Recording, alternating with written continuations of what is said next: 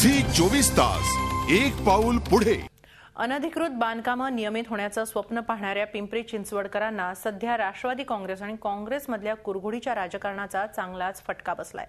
31 मार्च 2012 पूर्वीची अनधिकृत घरं नियमित होण्याची आशा ठेवणाऱ्यांना सध्या तरी दिलासा मिळणार नाही असंच दिसतंय। पिंपरी चिंचवड नवनगर विकास प्राधिकरणाच्या विविध प्रकल्पांचं उद्घाटन करण्यासाठी 8 फेब्रुवारीला मुख्यमंत्री, उपमुख्यमंत्री आणि केंद्रीय मंत्री शरद पवार एकाच व्यासपीठावर आले होते। अनधिकृत बांधकामांवरील कारवाईची टांगती तलवार शहरवासियांच्या मानगुटीवर होती। त्याबाबत ठोस निर्णय घेण्याची मागणी मुख्यमंत्र्यांकडे करण्यात आली होती।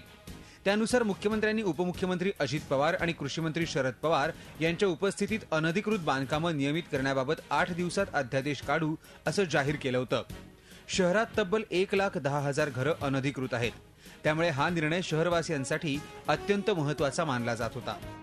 बेकायदेशीर बांधकामाचा मोठा विषय आपल्या भागात निर्माण झाला, विशेषतः पिंपरी चिंचवडमध्ये झालेला आहे। खूप मोठ्या प्रमाणात बांधकामं पाडावी लागली जी अनधिकृत होती।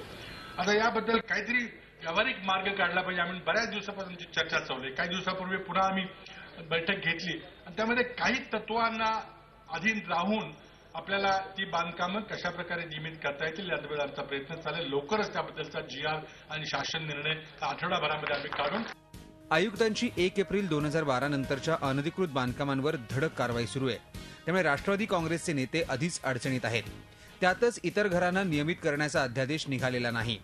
राष्ट्रवादी काँग्रेस आणि काँग्रेसमधल्या कुरघोडीच्या राजकारणामुळे पिंपरी चिंचवडकर मात्र भरडले जात असल्याचा आरोप भाजपनं केलाय।